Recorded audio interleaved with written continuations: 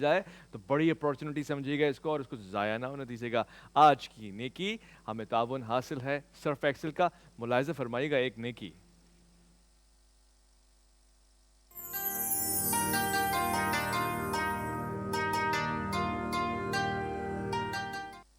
حضور اقدس صلی اللہ علیہ وآلہ وسلم کا ارشاد گرامی ہے، آپ نے فرمایا اس کا مفہوم یہ ہے کہ صحت اور فراغت اللہ کی طرف سے دو ایسی نعمتیں ہیں کہ جس کے بارے میں لوگ اکثر خسارے میں رہتے ہیں۔ صحت اس سے قبل کہ آپ بیمار ہوں اور فراغت اس سے قبل کہ آپ مصروف ہو جائیں، ان دونوں کو غنیمت جانیں اور اس میں نیکیوں سے اپنے آپ کو بھر دیں، اپنے نامہ اعمال کو بھر دیں، سرشار کر دیں۔ اتنی ساری نیکیاں، صرف ایک چیز کو اگر آپ سنجیدگی سے لے لیں اور وہ ہے وقت۔ وقت دونوں سے مماثلت رکھتا ہے، دونوں کے ساتھ ایک رغبت رکھتا ہے، یعنی صحت اگر صحیح وقت پہ استعمال ہو جائے تو پھر آپ سے زیادہ نیکوکار کون ہو سکتا ہے۔ جوانی کی عبادتوں کو اس لیے پسند کیا گیا ہے، اور ساتھ ساتھ یہ کہ دوسرے حصے میں جب آپ فراغت کی طرف آتے ہیں، جب آپ مصروف ہو جائیں گے نا تو پھر آپ کو یہ موقع نہیں ملے گا کہ اللہ کی عبادت کر سکیں، اس کا شکر بجا لائیں، اور یقینی طور سے یہ دونوں ہی آپ کے لیے بڑی غنیمت ہیں۔ اس کو انتہائی سنجیدہ لیتے ہوئے اس میں نیکیوں کی کثرت کیجیے گا، اللہ آپ کا حامی و ناصر ہوگا۔ آج موضوع بھی بڑا خاص ہے، چونکہ وقت سے ہم نے ریلیٹڈ بات کی ہے، لہٰذا جس کو مہلت ملی ہے وہ توبہ کر لے۔ اب توبہ کرنے کے لیے توبہ کے مفہوم کو سمجھنا پڑے گا، اس کے معنوں کو سمجھنا پڑے گا، اور پھر اس کی طرف سفر کیسے کیا جائے، اور پھر مستقل مزاجی کی توبہ کیسے ہو، اس سے بات کریں گے۔ علامہ رضا داؤدانی سے پہلا سوال پوچھنا چاہتا ہوں۔ علامہ صاحب، توبہ، معصیت، گناہ، یہ سب ایک ہی چیزیں ہیں یا اس سے جڑی ہوئی چیزیں ہیں؟ اور سب سے زیادہ جو پوچھنے والی بات ہے وہ یہ کہ توبہ کرنے کا اصل حق کیسے ادا ہو؟ یعنی ہم توبہ کرتے ہیں، پھر گناہ کرتے ہیں، پھر توبہ کرتے ہیں، کیا یہ توبہ کہلاتی ہے؟ بسم اللہ الرحمن الرحیم۔ ظاہر ہے کہ معصیت اور گناہ تو ایک ایسا کام ہے کہ جس کے بعد توبہ کی جی، جاتی ہے۔ لفظ توبہ پر اگر ہم غور کریں تو یہ بازگشت کو کہتے ہیں، یعنی پلٹ کر واپس آ جانا۔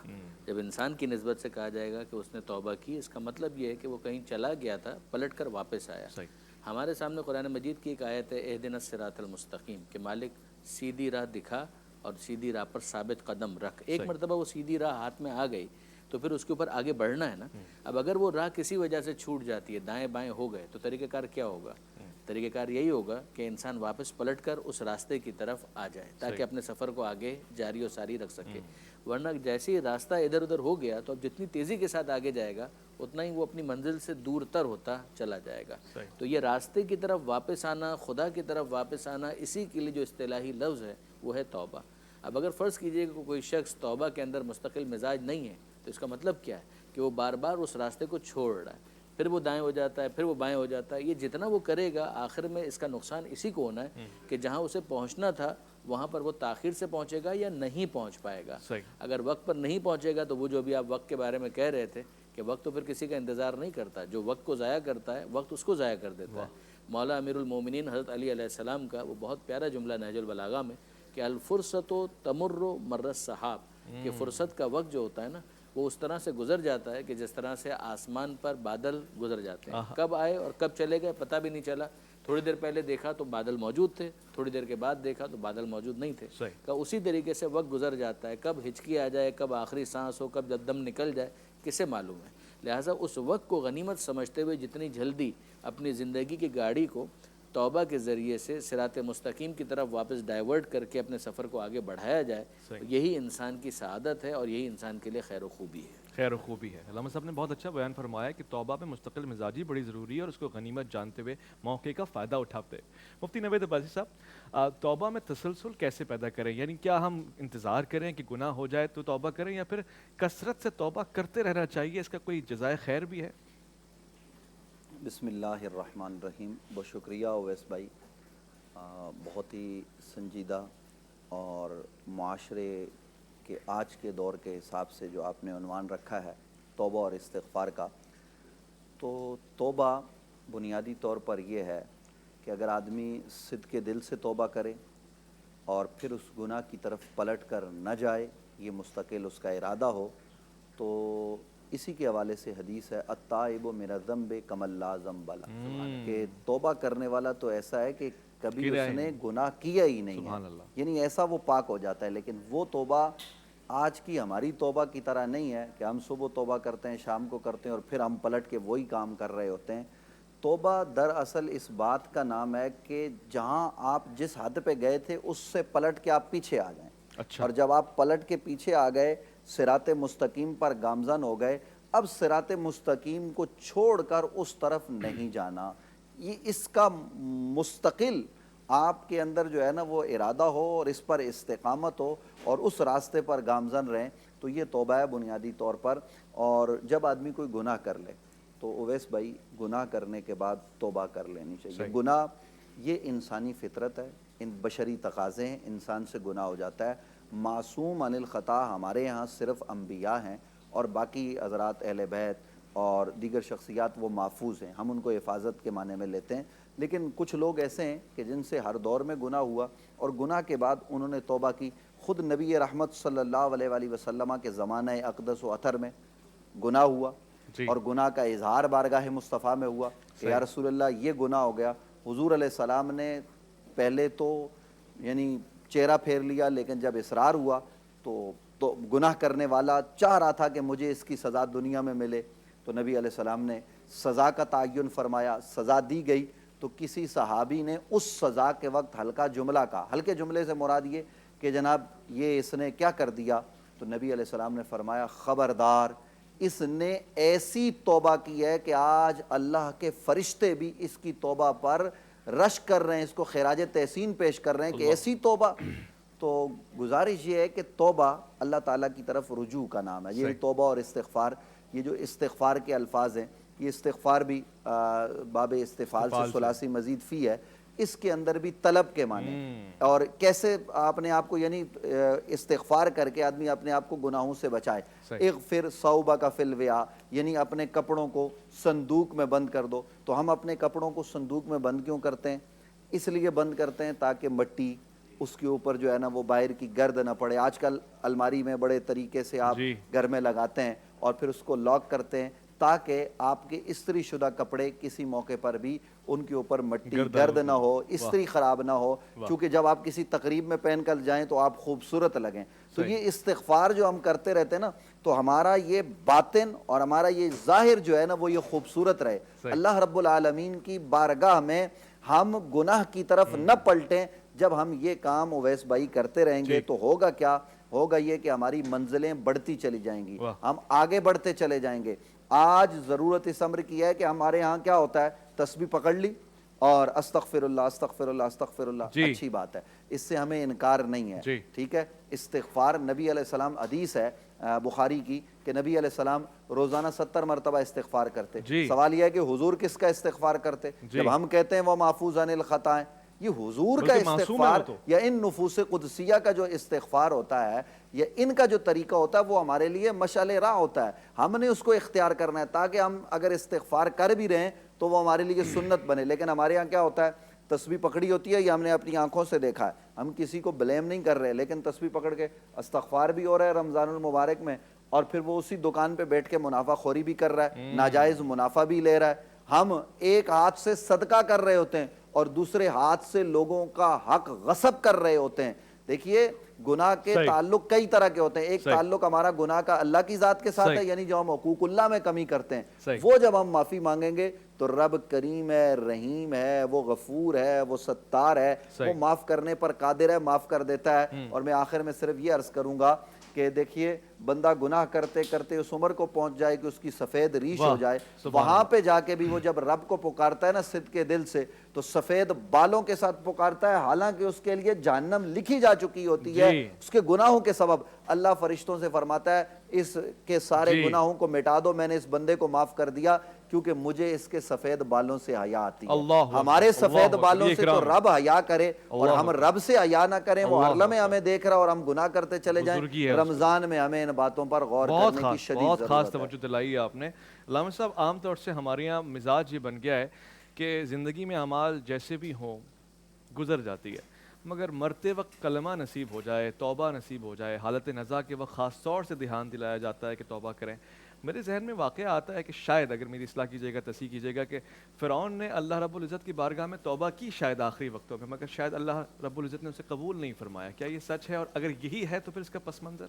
سورہ یونس کے اندر پروردگار عالم نے اس بات کا ذکر فرمایا ہے کہ جب وہ غرق ہونے لگا تب اس موقع پر اس نے یہ کہا کہ میں ایمان لایا، آمن تو میں موسیٰ کے رب پر ایمان لایا، ہارون کے رب پر ایمان لایا. تو پروردگار عالم نے فرمایا الان، اس وقت. اس کا مطلب ہی یہ ہے کہ یہ وقت نہیں تھا توبہ کا، توبہ کا وقت اس سے پہلے کا تھا.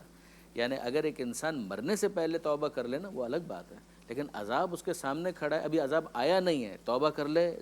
قوم یونس علیہ السلام ہی کی مثال ایک مرتبہ پھر ہمارے سامنے آتی ہے، وہ بھی عذاب برطرف ہو جاتا ہے. لیکن جب عذاب آ گیا اب تو وہ ڈوب رہا ہے، اور ڈوبتے ڈوبتے جب وہ یہ جملہ کہے گا تو اس کی گنجائش پھر باقی نہیں رہتی. یہ بات ہم دیکھتے ہیں کہ ایک اور جگہ بھی پروردگار عالم نے غالباً سورہ نساء کے اندر فرمایا کہ لیست التوبہ، ان کے لیے توبہ نہیں ہے کہ جو اس وقت توبہ کرے جب موت سر پر آ کر کھڑی ہو گئی. موت سے پہلے اگر توبہ کریں تو ٹھیک ہے، لیکن موت سر پر آ کر کھڑی ہو گئی اس وقت توبہ قابل قبول نہیں ہے. اچھا، پھر ہم مزید دیکھتے ہیں کہ پروردگار عالم نے ایک اور بات بھی ارشاد فرمائی کہ انما التوبۃ علی اللہ للذین یعملون السوء بجہالۃ ثم یتوبون من قریب، کہ توبہ تو قبول کرنا خدا پر ان کی ضروری ہے کہ جو جہالت کی وجہ سے کوئی برا عمل انجام دیتے ہیں، پھر اس کے بعد فوراً ہی جیسے ہی متوجہ ہوتے ہیں فوراً ہی وہ توبہ کر لیتے ہیں اور خدا کی بارگاہ میں اپنے آپ کو پیش کر دیتے ہیں. اس پہ پھر علماء نے لکھا، مفسرین نے لکھا کہ یہ وہ توبہ ہے کہ جس کا تو پروردگار عالم نے وعدہ کر لیا.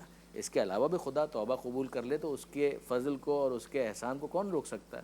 لیکن کوئی چیز ایسی ہے کہ جس کو پروردگار عالم نے بالکل مینشن کر دیا کہ اس موقع پر اب توبہ قبول نہیں ہوگی. وہ کون سی توبہ ہے؟ وہ وہی ہے کہ جب انسان کے اوپر عذاب کا کوڑا آ گیا، آخری حتمی عذاب. ایک وہ عذاب ہوتا ہے کہ جو برطرف ہونے کے قابل ہوتا ہے، لیکن ایک جو حتمی عذاب ہے وہ اگر آ گیا، تبت یدا ابی لہب وتب والی کیفیت اگر ہو گئی تو پھر معاملہ خراب ہو جاتا ہے. ورنہ ایک حدیث میں آپ کی خدمت میں عرض کروں کہ جو بہت امید افزا حدیث ہے کہ من تاب قبل موتہ بسنۃ قبلت توبتہ، کہ اگر کوئی اپنے مرنے سے ایک سال پہلے بھی توبہ کر لے تو توبہ قبول کر لی جائے گی. پھر ارشاد فرمایا الا ان السنہ کثیر. یہ واقعاً آپ دیکھیے بیان کرنے کا انداز کہ بھئی ایک سال تو بہت زیادہ ہے. من تاب قبل موتہ بشہر قبلت توبتہ، ایک مہینے پہلے اگر کوئی اپنے مرنے سے ایک مہینہ پہلے بھی توبہ کر لے تو اس کی توبہ قبول ہے. پھر فرمایا الا ان الشہر کثیر، کہ بھئی مہینہ بھی بہت زیادہ ہے. یہ سمجھانے کا انداز آتا ہے.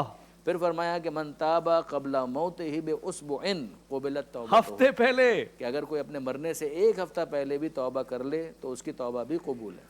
پھر فرمایا ہفتہ بھی بہت زیادہ. اللہ اکبر، اس سے من زیادہ تاب قبل موتہ بیوم قبلت توبتہ، ایک دن پہلے. اگر کوئی ایک دن پہلے بھی توبہ کر لے مرنے سے پہلے تو توبہ قبول ہے. پھر فرمایا الا ان الیوم کثیر، کہ ایک دن بھی بہت زیادہ ہے.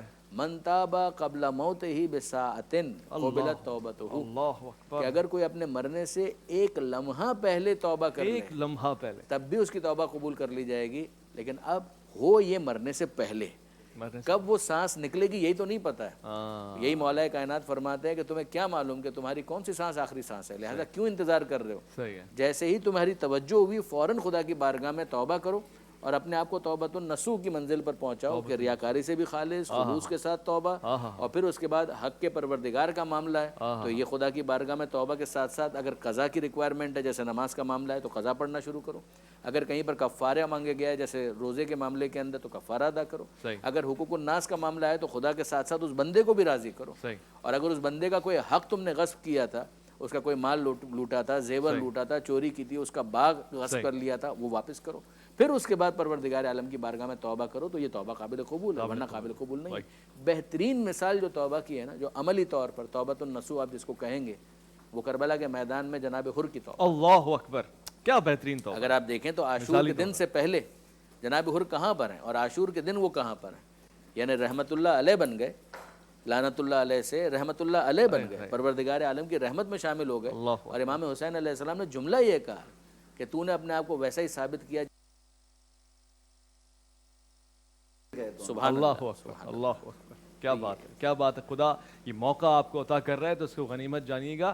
توبہ کے مفہوم کو آج میں جس درجے سے سمجھ رہا ہوں، اور پھر آپ نے دیکھا کہ ایک سال کی مہلت بھی نہیں، پھر اس کے بعد ایک مہینے کی بھی نہیں، ہفتے کی بھی نہیں، ایک لمحے کی مہلت جو مل جائے تو every breath you take is a step towards your death. Hazrat Ali کرم اللہ وجہہ کا قول ہے. توبہ کا موقع ہمیں ملا، اجتماعی طور سے ہم دعا بھی کرتے ہیں، اور خاص طور سے سید عمار بابر سے گزارش کروں گا کہ توبہ ہی کے مفہوم کے اوپر نعت رسول مقبول یا اس طرح کا کوئی کلام ہو کہ دل بھی اس طرف مائل ہوں، عشق بھی برقرار رہے. سید عمار بابر.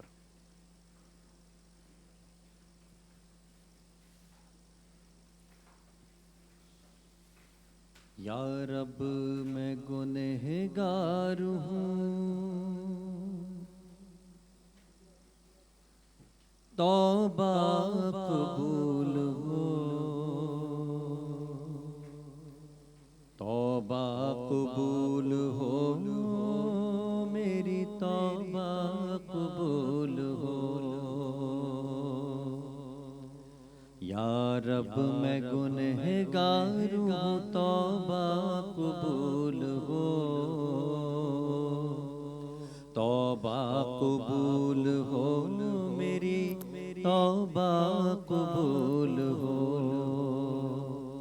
عصیاں پہ شرمسار ہوں، توبہ قبول ہو، آمین۔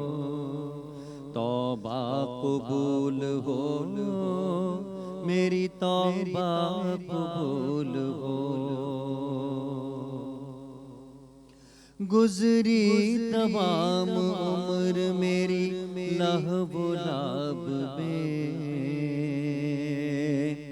نیکی نہیں ہے کوئی عمل کی کتاب میں، صالح عمل بھی کوئی نہیں ہے حساب میں، راستے دعا بلند ہے تیری جناب میں، توبہ قبول ہو، میری توبہ قبول ہو،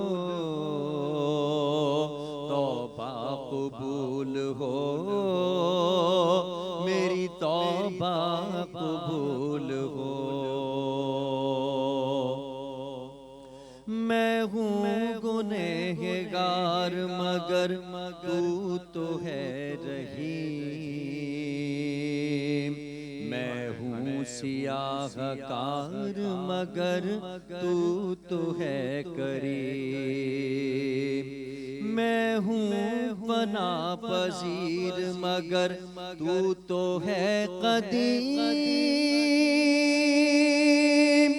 میں ادنا و حقیر مگر تو ہے عظیم، توبہ قبول ہو، میری توبہ قبول ہو، توبہ قبول ہو، میری توبہ قبول ہو۔ یا رب تیرے کرم تیری رحمت کا واسطہ، یا رب تیری عطا تیری نعمت کا واسطہ، یا رب تیرے جلال و جلالت کا واسطہ، عرفان رمضان، عرفان رمضان، عرفان رمضان۔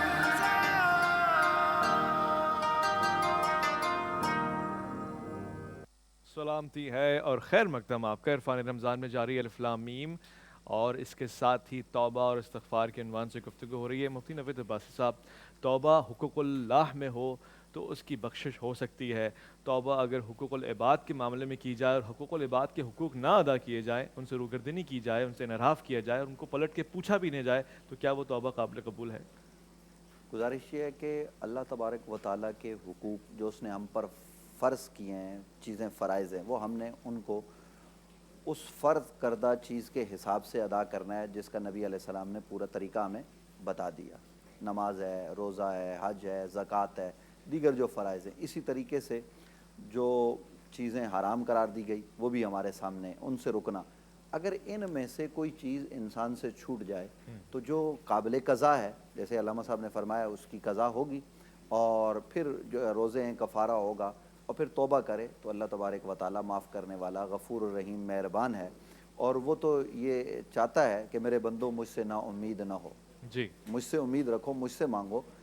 لیکن اس کے برعکس یہ ہوتا ہے کہ جب ہم لوگوں کے حقوق غصب کرتے ہیں تو لوگوں کا حق مار کر اگر میں نماز پڑھ کے توبہ کر رہا ہوں اور بندے کا حق نہیں دے رہا تو یہ تو پہلے بندے کا حق ہمیں ادا کرنا پہلے پڑے بندے گا. کا. مجھے کسی کی زمین میں نے قبضہ کی, میں نے پلاٹ قبضہ کر لیا, کارنر کا پلاٹ تھا غریب آدمی کا, وہ میں نے قبضہ کر لیا, اور قبضہ کرنے کے بعد میں اس پہ بیٹھ گیا, اور اب میں خیرات کر رہا ہوں, صدقہ کر رہا ہوں, وہ اپنی جگہ پر ہے, لیکن یہ جو میں نے قبضہ کیا ہے نا, اس کا جواب مجھے دینا ہے, اور عند اللہ بھی دینا ہے اور عند الناس بھی دینا ہے. اور اگر ہم سچی توبہ چاہتے ہیں تو پہلے ان بندوں کے حقوق ادا کر دیے جائیں, وہ پلاٹ جس کا ہے اس کے سپرد کیا جائے, اور جو تجاوز کیا ہے اس تجاوز پر اس بندے سے بھی معافی مانگی جائے کہ میں نے تمہارا دل دکھایا ہے, تجاوز کیا ہے.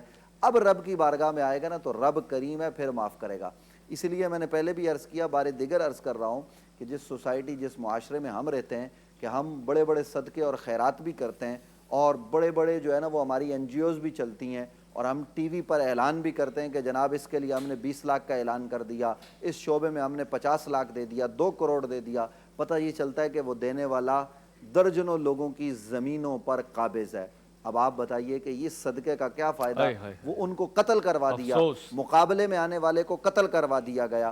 تو اب جب مقابلے میں آپ کے جو ہے وہ کمزور ہے, وہ ضعیف ہے, وہ ناتوا ہے, اس پر جو ہے نا وہ یہ ہوتا ہے, تو یہ مطلب پھر توبہ کرنا. چور اور ڈاکو بھی آ کر توبہ کرتے ہیں, لیکن مسئلہ یہ ہے, آپ یعنی حالات حاضرہ پر ایک بات کر لوں اگر آپ اجازت دیں, کیونکہ ہمارا دل بھی دکھی ہے کہ پرسوں ہمارے ایک ساتھی کو گولی لگی ہے, اور یہ شہر میں ہم رمضان المبارک میں موجود ہیں, اور آپ کی لائیو پروگرام جو ہے وہ جا رہا ہے, براہ راست دیکھا جا رہا ہے. تو میں عرض کروں گا کہ ان نوجوانوں کو بھی میں خطاب کرنا چاہ رہا ہوں کہ وہ راہ چل رہا تھا, راگیر تھا, طالب علم تھا ہمارے اسلامک سینٹر کا, اس کو جناب گولی مار دی سر میں اور پیٹ پہ. اور کیوں؟ صرف اس لیے کہ جناب وہ چھینا چھپٹی کر رہے تھے اور اس نے روکا کہ بھئی میرا مال مت لو. تو اب یہ صورتحال چل رہی ہے, تو جو لوگ اپنے مال کا دفاع.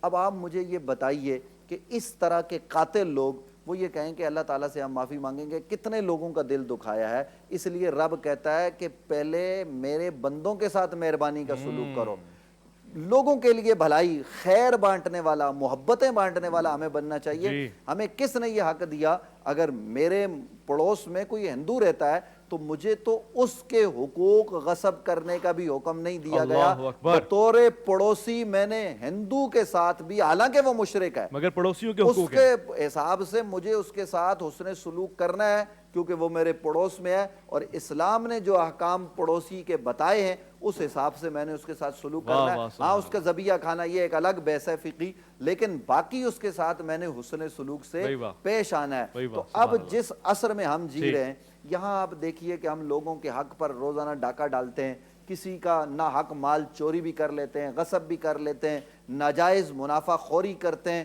یہ ہر جگہ پہ ہو رہا ہے, اور یہ ہر لیول پہ ہو رہا ہے. آپ دیکھیے کہ ہم قوم کے اجتماعی حقوق کو اپنے پاؤں تلے رونتے ہیں. روڈ بنانے والا, روڈ جو بنا رہا ہے اویس بھائی, آپ ذرا غور کیجئے گا کہ وہ جب مٹیریل میں کمی کرتا ہے, ایک تو وہ جو اس نے معاہدہ کیا ہوتا ہے اس کی خلاف ورزی کرتا ہے, پھر مال بچاتا ہے, وہ جو مال بچا کے اپنے گھر میں لے جاتا ہے وہ حرام ہے, پھر آپ کا, میرا, پوری قوم کا وہ مجرم ہے. اور وہ کہے کہ اب میں صدقہ دے کے, خیرات دے کے توبہ کر کے چھوٹ جاؤں گا. تو وہ جو اس نے ہزاروں لوگوں کے جو اس روڈ پہ چلتا ہے, جس کو چلنے کا حق ہے, اس ہر آدمی کا حق اس نے غصب کیا, ہر آدمی پر ظلم کیا. چلتے ہوئے آپ کی گاڑی خراب ہوئی تو جواب دے وہ شخص ہے. تو ہمیں اس حوالے سے بھی ذرا غور کرنا چاہیے کہ حادثات جو پیش آتے ہیں دراصل ایسی ہی وجوہات سے پیش آتے ہیں کہ جو آپ وہ چھوٹی سی چندی چوری کرتے ہیں اور اس کے بدلے میں لوگوں کو جانوں کا نقصان اٹھانا پڑتا ہے. یہ توبہ لوگوں سے منسلک ہے, لہٰذا لوگوں کے آگے ندامت کا اظہار کیجئے,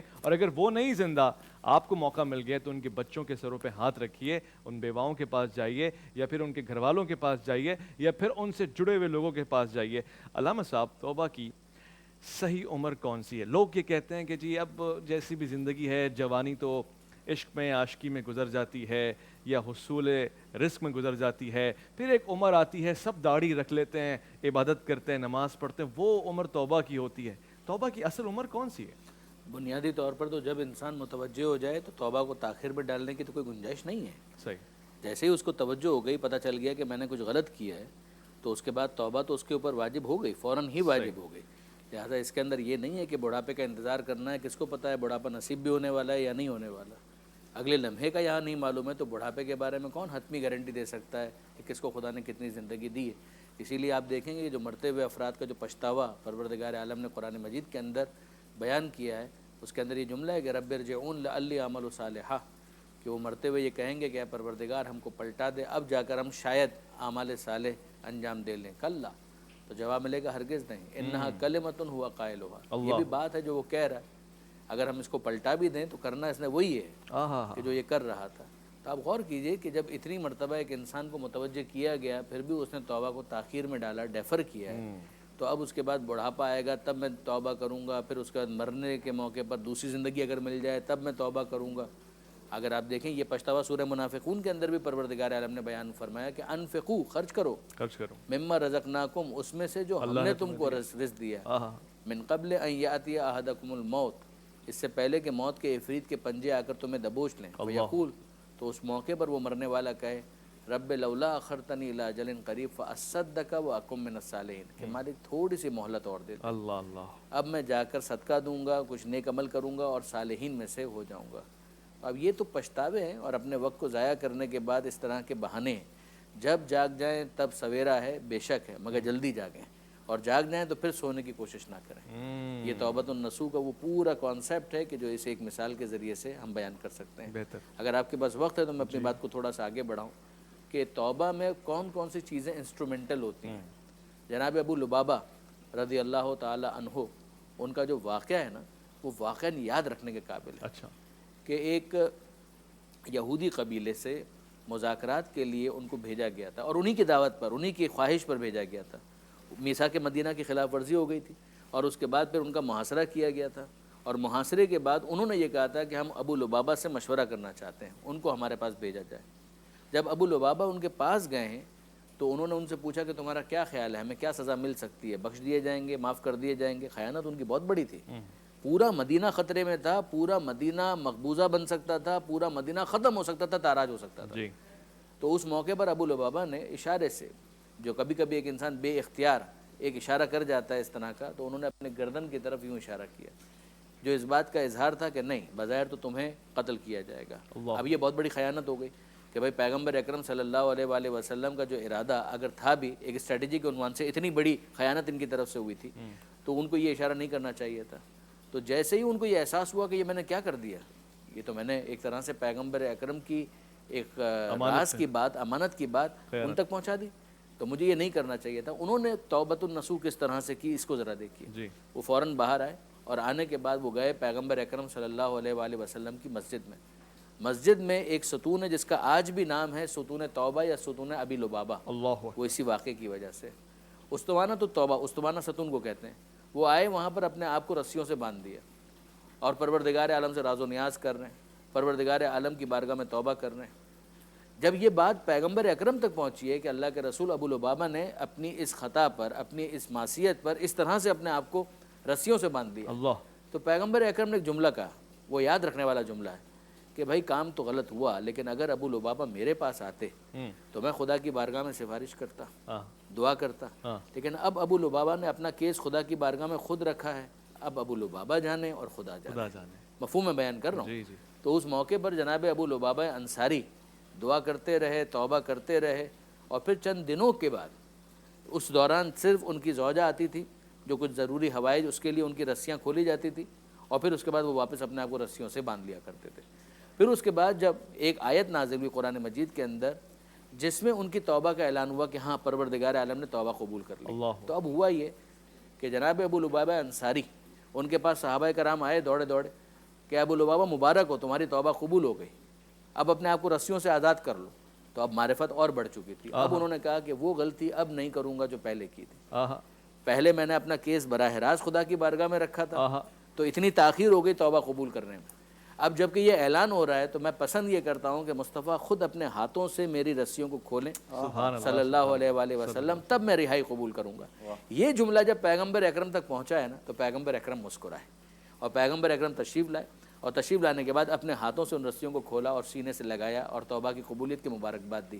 آیت کی تفسیر بن گئی، سورہ نساء کی آیت نمبر 64، وَلَوْ أَنَّهُمْ إِذْ ظَلَمُوا أَنفُسَهُمْ جَاءُوكَ، کاش کہ اپنے نفسوں پر ظلم کرنے کے بعد اے حبیبی آپ کے پاس آ جاتے، آپ کے پاس آتے، توبہ خدا کی بارگاہ میں کرنی ہے، آتے آپ کے پاس، فاستغفر اللہ واستغفر لهم الرسول، اللہ اکبر، پھر اس کے بعد یہ اللہ سے استغفار کرتے اور اللہ کے رسول بھی ان کے لیے استغفار کرتے، لَوَجَدُ اللَّهَ تَوَّابًا رَحِيمًا، تو وہ اللہ کو توبہ قبول کرنے والا اور رحم کرنے والا پاتے۔ مصطفیٰ صلی اللہ علیہ وآلہ وسلم کا استغفار کرنا بندوں کے لیے بھی ہوتا تھا، امت کے لیے بھی ہوتا تھا۔ اس کی ایک مثال یہی آیت ہے کہ پروردگار عالم نے اس کی دعوت دی ہے۔ سبحان اللہ سبحان اللہ، یعنی یہ اس سے زیادہ سنہری موقع کون سا ہو سکتا ہے؟ خوش قسمت ہیں صحابہ کرام کہ ان کو یہ خاص موقع حاصل ہے۔ مفتی نوید عباسی صاحب، آج کے زمانے میں کتنا قیمتی سوال ہے اور کتنی سادگی سے میرا من کر رہا ہے کہ پوچھوں، آج بھی بارگاہ رسالت میں جا کے اللہ رب العزت کو راضی کیا جائے، توبہ کرنی ہو تو اس در کے صدقے سے توبہ کی جائے؟ بہت خوبصورت سوال۔ جیسے حضرت نے آیت پڑھی وَلَوْ أَنَّهُمْ إِذْ ظَلَمُوا أَنفُسَهُمْ جَاءُوكَ فَاسْتَغْفَرُوا اللَّهَ وَاسْتَغْفَرَ لَهُمُ الرَّسُولُ لَوَجَدُوا اللَّهَ تَوَّابًا رَحِيمًا، تو یہ آیہ مبارکہ کسی خاص زمانے کے لیے نہیں ہے، قرآن قدیم سے ہے اور قرآن حادث نہیں ہے، اور قرآن قیامت تک ہے، قیامت کے بعد بھی قرآن ہے، چونکہ یہ اللہ کا کلام ہے۔ تو اللہ کا کلام ہمیشہ کے لیے ہے۔ نبی علیہ السلام کی ذات کے وسیلے سے آپ کا نام لے کر تو پہلی امتیں بھی دعائیں کرتی رہی، وہ بھی بخشش اور مغفرت اور استغفار کرتی رہی، اور مخالفین پر فتح کے لیے نبی علیہ السلام کا نام بطور وسیلہ پیش کیا جاتا رہا پہلوں میں۔ ابھی نبی علیہ السلام کی ولادت نہیں ہوئی، نام مصطفیٰ کی اتنی برکت تھی، تو آپ اندازہ لگائیں کہ نبی علیہ السلام جب تشریف فرما ہوئے، جیسے ابھی ذکر ہوا، تو صحابہ کرام کیا کرتے تھے؟ حضور کی بارگاہ میں تو حاضر ہو جاتے تھے، یا رسول اللہ یہ کیا ہے، یا رسول اللہ اس کا کیا معاملہ ہے؟ اور پھر نبی علیہ السلام کے وصال پر انوار کے بعد ہمارا یہ عقیدہ اور ایمان ہے، نبی علیہ السلام پر وہ بشری تقاضے کے مطابق آپ کا وصال ہوا، لیکن نبی زندہ ہیں۔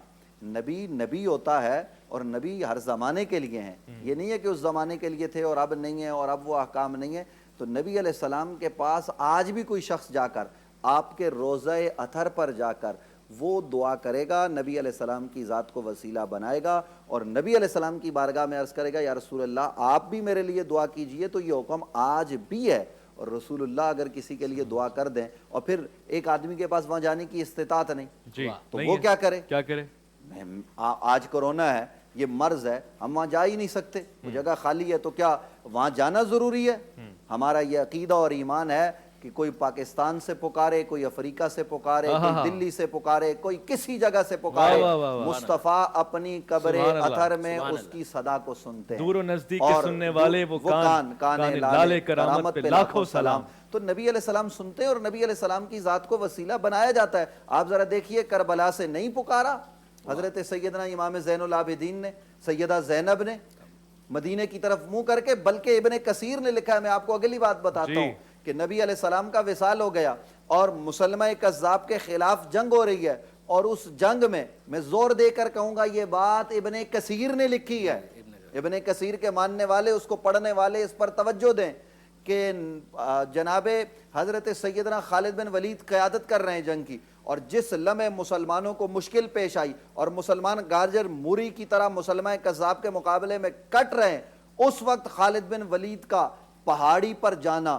اور پہاڑی پر چڑھ کر مدینے کی طرف جا کے منہ کر کے یہ کہنا یا محمدہ کی صدائیں بلند کرنا اور پلٹ کے جنگ کرنا، خالد بن ولید کا کس لیے تھا؟ ایک دفعہ ہم نے کسی سے کہا، انہوں نے کہا نہیں یہ تو خالد بن ولید نے جنگ میں کیا، جنگ کے موقع کے لیے تھا، اور یہ تو مسلمانوں کی پہچان کا نعرہ تھا۔ ہم نے کہا جی چلو وہاں یا محمدہ پہچان کا نعرہ ہو گیا، تم شعار کے لیے تو یا محمد کو جائز کہنے لگ گئے، لیکن وہ پہاڑی پر چڑھنا کیا تھا، وہ مدینے کی طرف منہ کرنا کیا تھا، اور وہ دعائیں کرنا کیا تھا؟ پتہ چلا کہ یہ صرف پہچان کے لیے نہیں تھا، بلکہ یہ خالد بن ولید کے عقیدے اور ایمان کی بات تھی کہ جب مشکل پیش آ جائے تو مدینے والی سرکار کو پکارو، تو وہ جنگوں میں بھی مدد کرتے ہیں، وہ جناب امن میں بھی مدد کرتے ہیں، اور وہ اللہ کی بارگاہ سے دلاتے بھی ہیں۔ وہ کل بھی دلاتے تھے، وہ آج بھی دلا رہے ہیں، آنے والے کل میں بھی دلائیں گے، اور میرا عقیدہ اور ایمان یہ ہے کہ قیامت کے دن بھی مصطفیٰ ہمیں ضرور عطا فرمائے۔ یا رسول اللہ، یا رسول اللہ صلی اللہ علیہ وسلم۔ ایک فارسی کا شعر ملا جامی کا،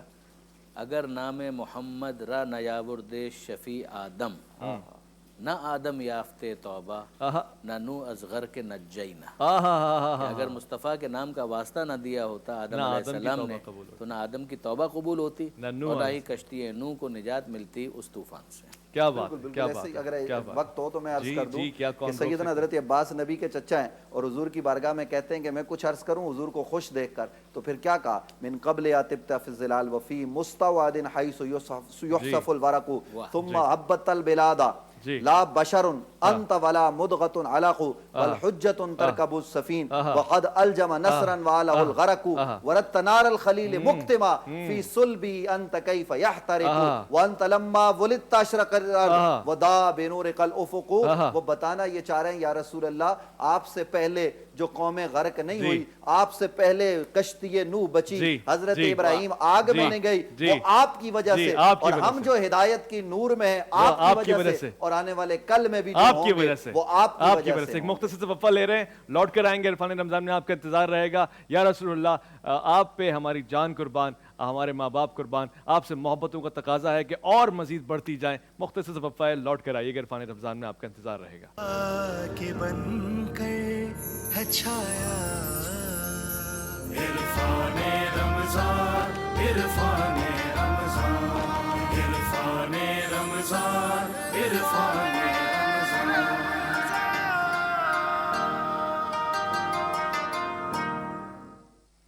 इरफान रमज़ान में खैर मकदम है आपका। ये खूबसूरत ट्रांसमिशन जो रमज़ान के हवाले से है, इसमें ताबन हासिल है नेस्ले का, और नेस्ले का ये कहना है कि नेस्ले खालिद ज़िंदगी एक ऐसा मौतबर ब्रांड है जो बहुत से घरानों और सार्फिन को साफ़ और सेहतमंद पीने का पानी मुहैया करता है। 12 मयार के इक़दाम के साथ पाक करता है, और फिर 100% रिसाइकिल बोतल भी दस्तियाब हैं। तमाम बड़े शहरों में घरों के इस्तेमाल के लिए 19 लीटर की बोतल भी दस्तियाब रहेगी। बहुत शुक्रिया नेस्ले का। आज की इफ्तार भी अल हबीब रेस्टोरेंट्स की जानिब से है, हम उनके भी शुक्रगुजार हैं खास तौर से। और शुक्रिया कहने का ये अंदाज हुआ करता है कि उलमा कराम की मौजूदगी में आपको एक बेहतरीन कलाम सुनाते हैं। मोहसिन हमारे साथ हैं, आप हम पे एहसान फरमाएं, एक प्यारा सा कलाम पेश फरमाएं।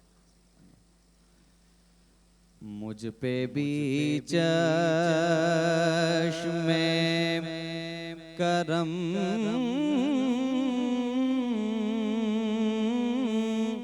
ऐ मेरे आका करना, मुझ पे भी चश्मे करम ऐ मेरे आका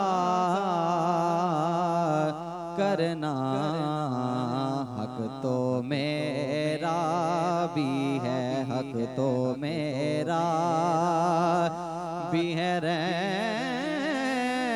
रहमत का तकाज़ा करना, मुझ पे भी चश्मे करम। ये तेरा काम है आमिना के दुर यतीम, ये तेरा काम है आमिना के दुर यतीम, सारी उम्मत की शफाअत तने तन्हा सारी उम्मत की शफाअत तन्हा करना, वाह, वाह, वाह। सारी उम्मत की शफाअत तने तन्हा करना, और उन सहाबा की खुशतवार निगाहों को सलाम, उन सहाबा की खुशतवार निगाहों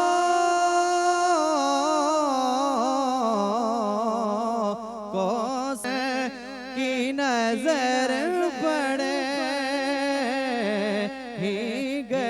गई मुझ पे महशर में नसीर उनकी नजर पड़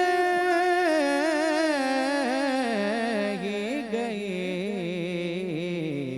कहने वाले इसे कहते हैं खुदा का करना। कहने वाले इसे कहते हैं खुदा का करना। मुझ पे भी चश्मे करम। हाँ, मुझ पे भी चश्मे करम। सुभान अल्लाह, सुभान अल्लाह, सुभान अल्लाह। माशा अल्लाह, माशा अल्लाह, क्या खूबसूरत कलाम है और किस बड़े आदमी का कलाम है और जिस चंद आज से आपने पढ़ा है, माशाल्लाह, सुभान अल्लाह। आखिरी गुफ्तगू है, समेट रहे हैं, आज इफ्तार का वक्त भी करीब हो जाता है। मुफ्ती नवेद अब्बासी साहब, तौबा के लिए अब जो सच्चे दिल से, सच्चे दिल से अल्लाह के बिल्कुल सामने रुजू करें, तो क्या चीज़ बुनियादी है जो हो तो तौबा कबूल हो जाएगी? गारंटेड है कि तौबा कबूल हो जाएगी? देखिए, गुजारिश ये है कि तौबा के लिए एक तो आपका मन पाक होना चाहिए, सही। हराम से आप दूर हों, सही। और सिद्के दिल से आप अल्लाह की बारगाह में तौबा करें। और पहले इंसान की जो दुआ है जी। उसे हमें पेश नज़र रखना चाहिए। जी। जो हम सब के बाबा हैं, आदमी अपने बाप के तरीके पर चलता है। जी। तो हमारे बाप ने जब अल्लाह की बारगाह में इस्तिगासा पेश किया था और ये कहा था, खुलूस नीयत तो उनकी ज़ाहिर नबी हैं, कोई शक नहीं है, लेकिन बहरहाल वो ज़मीन पर थे और ये हमारी हिदायत और रहनुमाई के लिए है और हमारे लिए मशाल राह है कि उन्होंने क्या कहा था कि अल्लाह अपने बंदे आदम पर रहम फरमा, मैं ज़मीन पर हूँ, अब तेरी मेहरबानी की हाजत है और मुझ पर करम फरमा, बेहक के मोहम्मदिन व अली व फ़ातिमा व हसन व हुसैन। तो इन नफूस कुदसिया के वसीले से जो दुआ मांगी जाती है वो कभी रद्द नहीं होती। और जिसको तौबा की बहुत ज़्यादा ज़रूरत हो और मिल ना रहा हो, वो 2 नफल पढ़े, तौबा करे और फिर नबी अलैहिस्सलाम को राज़ी करना। अगर हमसे हुजूर नाराज़ हो गए तो हुजूर को राज़ी करने का बेहतरीन तरीका सैयदा ज़हरा पाक की ज़ात है और अल्लाह को राज़ी करने का बेहतरीन ज़ात अल्लाह के लिए नबी अलैहिस्सलाम की है। अगर हम इन पाक वसीलों से तौबा करेंगे, मांगेंगे, और ये वक्त इफ्तार है, घरों में बैठे हुए नाजरीन देख रहे हैं, मैं गुजारिश करूँगा कि हर रोज़ अफ्तार के दस्तरखान पर इस तरह अपने रब से मुनाजात करें। न जाने कौन सा लम्हा हो कि हमारी सारी दुआएं कबूल हो जाए। अल्लामा साहब, आपके यहाँ क़ज़ा नमाजें वालिदैन की औलाद पढ़ सकती होती है, तो क्या उनकी क़ज़ा तौबा भी कर सकती है? अगर मेरे रिश्तेदार चले गए इस दुनिया से तो मैं उनकी जगह तौबा करूँ, काबिल कबूल होगा? एक तो इसके अंदर ये वजाहत ज़रूरी है कि ये वफ़ात के बाद की बात है जी।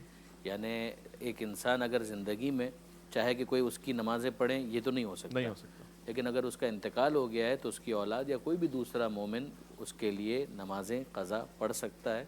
इसी तरीके से जैसे दुआए मग़फ़िरत जिसको कहा जाता है कि जो जाने वाला था वो चला गया और इंशाअल्लाह उसका जो मामला खुदा के साथ है वो अच्छा ही होगा, लेकिन ये है कि मसलन अगर मुझे मालूम है या नहीं भी पता है, वैसे ही मैं दुआए मग़फ़िरत उसके लिए करना चाहता हूँ, तो उसकी ताकीद आई है कि इंसान जब कब्रिस्तान में जाता है तो भी जो दुआ तालीम की गई है उसके अंदर भी मग़फ़िरत का हवाला मौजूद है। अच्छा। और इसी तरीके से उमूमी तौर पर अल्लाहुम्मा अग़फ़िर लिल मुअमिनीन वल मुअमिनात वल मुस्लिमीन वल मुस्लिमात अल अहयाए मिनहुम वल अमवात।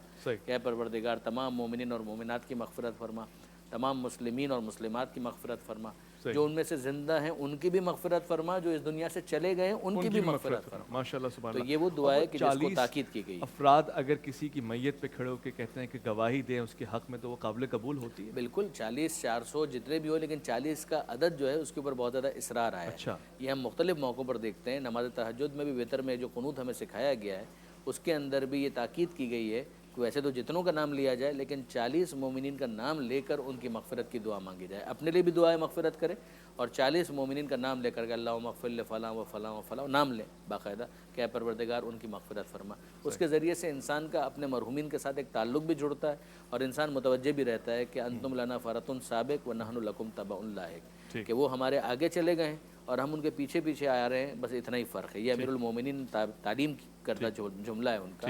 تو یہ اس اعتبار سے بھی بہت اچھا ہے. ٹھیک دوران نماز نام لے کے ان کے لیے مغفرت کوئی طلب حرج نہیں, دعا کرتے ہوئے نام لینے میں کوئی حرج نہیں ہے. کوئی حرج نہیں. ٹھیک ہے, بہت ہی اچھی گفتگو ہو رہی ہے اور توبہ کے تمام اسباب, تمام پہلو, تمام زاویے ہم نے پرکھے اور اس کے بعد بہت کچھ ہمیں ملا. سب سے بڑی چیز جو ہمیں ملی وہ توفیق ہے. یقین جانیے, اس کو اہمیت دیجیے. ایک مختصر سا وقفہ لے رہے ہیں, دسترخوان پہ لوٹ کر آئیں گے دعاؤں کے ساتھ, توبہ کے ساتھ, استغفار کے ساتھ. آپ کو بھی, آپ کے مرحومین کو بھی یاد رکھیں گے. آج خصوصی طور سے آپ کا انتظار ہوگا, لوٹ کر آئیے گا. عرفان رمضان عرفان رمضان عرفان رمضان